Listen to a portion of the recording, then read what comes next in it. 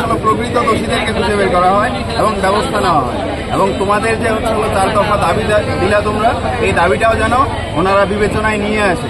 কারণ দেবীগঞ্জের পরিবেশ এরকম ছিল না, খেলাধুলায় এবং মাঠে টুকটাক ছোটোখাটো মারামারি ছিল এবং যেটা মাঠের মধ্যেই শেষ হয়ে গেছে।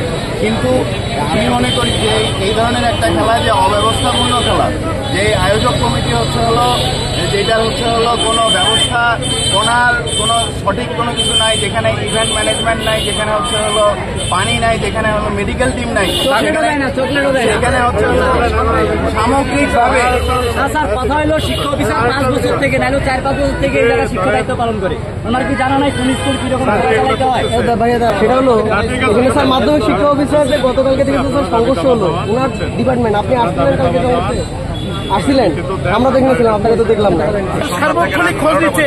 তোমরা যে শিক্ষার্থীর কথা বলতেছো, তোমরা যে শিক্ষার্থীর কথা বলতেছো, আহত হয়েছে, ইয়া হয়েছে, ওসি মহোদয় রাত 12টায় আমার ফোন দিয়ে যে বাচ্চারা কেমন আছে, কি সমস্যা। ইউনো স্যার 11টার পরে উনি খোঁজ খবর নিচ্ছে। অতএব চিন্তার কোনো কারণ নাই। ইনশাল্লাহ আমরা প্রতিষ্ঠানের পক্ষ থেকে সর্বাত্মক তাদের চিকিৎসার জন্য সর্বোচ্চ চেষ্টা আমরা করেছি।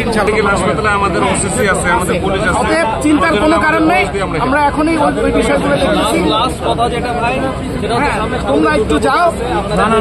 দাবির কথা বলছো, সবচেয়ে বড় আয়োজন এখানে এই সকল বিশৃঙ্খলা আমাদের স্যার গেটে স্যার ওদের শিক্ষক হিসাবে উনি তো আমাদেরও শিক্ষক। এখানে যদি একটা স্কুলের শিক্ষক আমাদেরও স্যার বলছে ব্যবস্থা নিবে, স্যার বলছে ব্যবস্থা নিবে। আমরাও সেই ইনফরমেশন দিচ্ছি। আপনাদের দেবীগঞ্জবাসী আছে, এদের জন্য কিন্তু একটা দুর্নামের ভাগিদার হবে। সব দিকে তোমরা শান্ত হও। যেহেতু স্যার ব্যবস্থা নেওয়ার আশ্বাস দিছে, সেহেতু আমরা স্যারদের উপরে আস্থা রাখি। হ্যাঁ, ঠিক আছে। আমি গতকালকেও ওনাদেরকে বলছি, তো রাত্রেও আমার সঙ্গে কথা হচ্ছে। তো 11টার দিকে ওনারা সব শিক্ষক সহ আমার কাছে গেছিল, আমি তো কথা বলছি। আমরা এটা নিয়ে বলবো, এটার এবং যারা দোষী, যে কেউ দোষী হইতে পারে।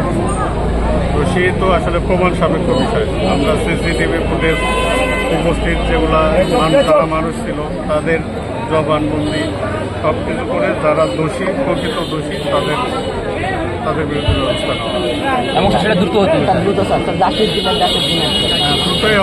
দ্রুতই হবে। কিন্তু একটা বিষয় আপনাদের মাথায় রাখা উচিত, দুর্গাপূজা একদম নিকটে।